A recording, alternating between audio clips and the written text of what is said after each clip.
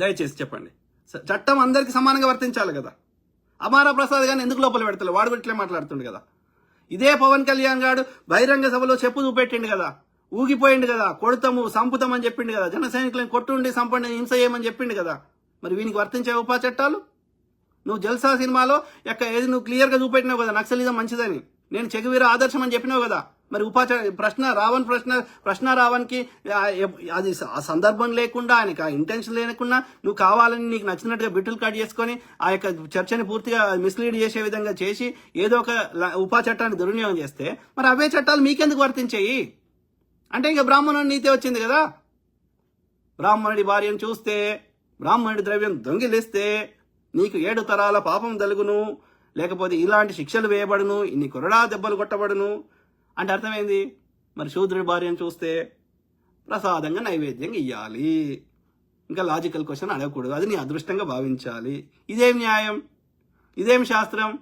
ఇదేమి రాజ్యాంగం? అందుకే ఆ బ్రాహ్మణులు రాసినటువంటి రాజ్యాంగమైనటువంటి మనువాద అధర్మశాస్త్రాన్ని చింపేయాలని చెప్పిండు. దాని పేరు ఇంకా మనువాద ధర్మశాస్త్రం అని చెప్తాడు వాడు. అంటే అధర్మాన్ని ధర్మబద్ధం చేసిండు వాడు. అంటే నిన్ను లాజికల్ క్వశ్చన్ అడగని స్థాయికి నీ మైండ్ని కరప్ట్ చేసి పెట్టిండు. అదే నేను బానిస మైండ్ని తయారు చేసి పెట్టిండు. So very unfortunate. అంటే నీకు ఆలోచించే శక్తిని కూడా నిన్న చంపేసిండు. ఇది తప్పు అని ఆలోచించే శక్తిని నీ లోపల లేకుండా చేసేసిండు. ఎంత క్రూరత్వమో నువ్వు ఆలోచించు.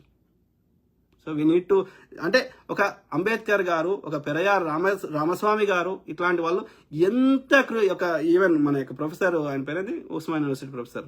సో ఇట్లాంటి వాళ్ళు ఎంత కష్టపడుతున్నారు ఈ యొక్క మనుషులని నీ లోపల ఆ యొక్క క్వశ్చన్ చేయాలనేటువంటి, ఆ యొక్క ప్రశ్నించే అన్యాయాన్ని ప్రశ్నించేయడం. ఎందుకంటే అట్లా చేయబడ్డది, బానిసమైన చేయబడ్డది. తప్పు అన్న భావం నీకు వస్తలేదు కాబట్టి ఎంత కష్టపడుతున్నారు వాళ్ళు. సో అందులో వీళ్ళందరూ కష్టపడుతున్న దానిలో నేను కూడా ఒక 0.0% అనుకోండి. సో కాబట్టి నేను ఒకటే అడుగుతున్నా, నేను నా భాషను పట్టించుకోకండి, నేను అందులో ఉండే భావాన్ని పట్టుకోండి. ఓకే, వీడి ఇంటెన్షన్ ఏందో పట్టుకోండి, సింపుల్. ఎందుకంటే ఇప్పుడు అన్నీ ఒకటే తీరున్నాయి అనుకో, బోర్ కొడుతుంది. ఓకే, ఎవరి స్టైల్ వాళ్ళది ఉండని, ప్రతి ఒక్కరి లోపల ఉన్నటువంటి ఆ యూనిక్నెస్ని మనము ఎంబ్రేస్ చేయాలి. ఓకే, మనం వాళ్ళని అది తీసుకోవాలి. ఓకే, మల్లెపువ్వు ఉండే స్టైల్ని, మల్లెపువ్వు వాసనని ఆస్వాదించాలి, గులాబీ పువ్వు వాసనని ఆస్వాదించాలి. మల్లెపువ్వు గులాబీ పువ్వు ఎందుకు లేదు, గులాబీ పువ్వు దీని లెక్క ఎందుకు లేదు అని ఆలోచించవద్దు. దేని గొప్పదనం దాంతే. స్త్రీ గొప్పదనం స్త్రీదే, పురుషుడి గొప్పదనం పురుషుడిదే. స్త్రీ పురుషుడు గాడు, పురుషుడు స్త్రీ గాడు. అట్లయితే అందరు స్త్రీలనే పెట్టేటోడు, అందరు పురుషులనే సృష్టించేటోడు, అన్ని మల్లెపూలే పెట్టేటోడు, గులాబీ పూలు పెట్టేటోడు కాదు ఆ యొక్క యూనివర్స్. ఓకే, ప్రకృతి. కాబట్టి ప్రతి జీవిని ఒక పర్పస్ క్రియేట్ చేసిండు యూనివర్స్. సో వాటి లోపల యూనిక్నెస్ ని మనము ఎంకరేజ్ ఏమంటారు, అప్రిషియేట్ చేయాలి, మనము వాటిని ఎంబ్రేస్ చేయాలి. 3 పిల్లలు ఒకటే విధంగా ఉండాలని కోరుకోకూడదు. వాళ్ళ లోపల ఉన్నటువంటి వాళ్ళ లోపల ఉన్న విలక్షణమైన లక్షణాలని మనం ఎంబ్రేస్ చేయాలి, మనం గొప్పగా తీయాలి. ఓకే, ఆమె ఎందుకు కోరుకుంది ద్రౌపది 5 మొగుళ్ళని? ఒక్కనే కోరుకోవచ్చు కదా, లేదా అందరూ 5 ఒకటే తిరుండవచ్చు అనుకోవచ్చు కదా. ఒకరి లోపల ఉన్న లోపాలని ఇంకోటి కవర్ చేస్తాడని 5 కోరుకుందామే. ఎందుకంటే అన్ని ఒకటే లోపల కావాలంటే అట్లా సాధ్యం కాదన్నాడు వాడు చెప్పిన స్టోరీ, నేను చెప్తలేను, కానీ యూనివర్స్ కూడా అదే చెప్తుంది. సో కాబట్టి ఆమె 5 కోరుకున్నది. ఎందుకంటే వీని లోపల కండబలం ఉంటే, వాళ్ళ లోపల బాణం వేసేది ఉంటే, వాళ్ళ లోపల ఇంకోటి ఏదో ఉంటే, వాడి గుర్రాలు మంచిగా చేసేది ఉంటే, ఇట్లా అన్ని శక్తులు ఒక్కని లోపల పెట్టలేడు కాబట్టి 5 ఇచ్చాడు అంతే. సో 5 ఒక్కొక్కరి లోపల ఉన్న యూనిక్నెస్ ని ఆమె ఎంబ్రేస్ చేసింది ద్రౌపది. అది కరెక్టా తప్ప అనేది వాడే చెప్పాలి, వాహనుడు చెప్పాలి. రమ్మి బ్రాహ్మణుల జనాభా 2%. Correct brother. బ్రాహ్మణుల సమాజ సేవ 0. ఎప్పుడు లేదు, ఏ ఉద్యమంలో లేరు, ఒక దానంలో లేరు, ఎల్లలేరు. కాల్స్ కదినాడు, కొట్లాట పెట్టాడు, ఇంత తప్ప. మీరు తీయండి, ఏ చరిత్ర తీయండి, ఎవరో ఎక్సెప్షన్స్ ఎవర్రా అంటే గిల్లే. ఆ ఎక్సెప్షన్ అది బ్రాహ్మణుడు ఒక 1% చేస్తే వాని మీద సినిమాలు వస్తాయి, వాని మీద అన్ని వస్తాయి. మిగతా కులపోడు కానీ మిగతా మతపోడు వాని ప్రాణాలు త్యాగం చేసినా, ఎన్ని చేసినా వాళ్ళ చరిత్రలో పేరుండదు, ఊరుండదు. Okay, very unfortunate. ఇప్పుడు ఆమె ఝాన్సీ లక్ష్మీబాయి బ్రాహ్మణ ఆమె కాబట్టి సినిమాలు వస్తాయి. ఓకే, ఆయన పేరేంది ఆయన పేరు మర్చిపోతే సినిమా వచ్చింది, మంగళ్ పాండే. ఆయన బ్రాహ్మణుడు కాబట్టి వస్తుంది, మిగతా వాళ్ళ మీద రావు. ఎంత ప్రాణాలు, ఇప్పుడు ఈమె ఎంత కష్టపడ్డది, ఈమె కోసం ప్రాణత్యాగం చేసినటువంటి జజ్జరీబాయ్ అనే ఆమె స్టోరీ రాదు, సినిమాలు రావు. ఎందుకంటే శూద్రులు కాబట్టి. వాడు జై శ్రీరామ్ అంటాడు, ఇంకోటి అంటాడు, జై కృష్ణ అంటాడు, కానీ ఈ యొక్క జై ఎల్లమ్మ పోషమ్మ అనడు, ఎందుకంటే వీళ్ళు శూద్రులు కాబట్టి.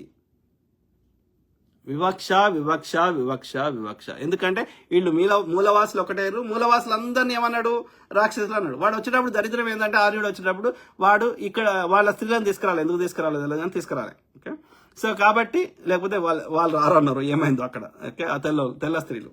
సో వీడు ఒక్కడే వచ్చిండు. ఓకే, ఇది ఆ యొక్క ఇప్పుడు రష్యా కానీ, ఆ కింది భాగం కానీ, ఆఫ్ఘనిస్తాన్ పై భాగం కానీ, లేకపోతే ఓల్డ్ పర్షియా కానీ, సో అక్కడెక్కడో వచ్చిండు ఈ యొక్క ఏమంటారు దేశ దిమ్మర్లు. ఓకే, సో అట్లా వచ్చినోడు ఇక్కడ ఉన్న మూలవాసులందరినీ స్త్రీలతో సహా శూద్రులు అన్నాడు, లేకపోతే రాక్షసులు అన్నాడు, అసురులు అన్నాడు. సమాజ సేవ 0, కరెక్ట్. బ్రాహ్మణులు పొందిన భారతరత్నాలు 70%. అదే బ్రాహ్మణుడు తుమ్మినా దగ్గినా వాళ్ళకి అన్య మీరు ఎల్లన్నది అండి, వాడు ఉండే 1% వాడు మొత్తం. మీరు సుప్రీంకోర్టు జడ్జిలు తీయండి, హైకోర్టు జడ్జిలు తీయండి, ఐఏఎస్ కీలక శాఖలు. ఐఏఎస్ అంటే ఈ రాజ్యాంగం ఉండడం వల్ల మిగతా కులాలు కూడా అవుతున్నారు, ఎస్సీ ఎస్టీలు వాళ్ళకు కూడా రిజర్వేషన్ ఉంది కాబట్టి ఎమ్మెల్యేలు అది అవుతున్నారు అంబేద్కర్ గారి పుణ్యం వల్ల. కానీ బట్ స్టిల్ కానీ డైరెక్ట్ కీ పొజిషన్స్ ఉంటాయి కదా, డెసిషన్ మేకింగ్. మీరు ఏ శాఖని తీయండి, సెక్రటరీలు ఇట్లా డెసిషన్ మేకింగ్ అన్ని 1% ఉన్న బ్రాహ్మణ్ దగ్గరనే ఉంటాయి. మీరు అబ్జర్వ్ చేయండి ఇప్పటికీ. ఇప్పుడు కేంద్ర శాఖలు ఉన్నాయి కదా, హోంశాఖ, ఇంకో శాఖ అలా సెక్రటరీలు అట్లా మీరు తీయండి. మొత్తం దేశంలోనే కోర్టులలో జడ్జిలు, ఎనీ డెసిషన్ మేకింగ్. ఓకే, ఆ యొక్క సిబిఐ డైరెక్టర్లు ఇట్లా అన్ని శాఖలు తీయండి, డెసిషన్ మేకింగ్ ఉన్నాయి. ఇంక్లూడింగ్ RSS ల యొక్క డెసిషన్ మేకింగ్ ఉన్నాయి. కింద జంబికత్తి పట్టుకుంటాడు కాదు, నిర్ణయం చేస్తాడు. 90% లేదా 99% ఆ అంబేద్కర్ గారి పుణ్యం వల్ల ఏమన్నా చట్టాలు, ఆ రిజర్వేషన్ చట్టాలు ఏమైనా ఇంప్లిమెంట్ చేయాలనే రూల్స్ ఉంటాయి తప్ప, అదర్వైజ్ అలా ఉండడం వల్ల ఎస్సీ ఎస్టీలకు కొన్ని 1-2% వచ్చి ఉంటాయి. బట్ అదర్వైజ్ నేటికి 90% ఆ 1% ఉన్న బ్రాహ్మణ శైలినే ఉన్నాయి. ఇదే మనువాదం అంటే ఏదో కాదు, అప్పుడున్న ఆడుకోర్ మనువాదం మనం కొట్లాడడం వల్ల కొంతవరకు పోయింది భారత రాజ్యాంగం వల్ల. కానీ బట్ స్టిల్ ఇప్పటికీ కొన్ని ప్రాంతాల్లో, గ్రామీణ ప్రాంతాల్లో ఉంది, కానీ నార్త్ ఇండియాలో ఎక్కువ ఉంది. కానీ బట్ అది కాకుండా ఇవంతా కూడా ఇది కూడా మనువాదమే. అర్థమైందా? కాదు, ఆడు ఇస్లాంలో ఎవడైనా ఇమాం కాగలుగుతాడు. అందరూ ఒక పక్క కూర్చుండి నమాజ్ చేస్తారు. ఇందులో క్రిస్టియానిటీలో ఎవడైనా పాస్టర్ అవుతాడు. ఈవెన్ సిక్కిజము, బుద్ధిజము సిమిలర్.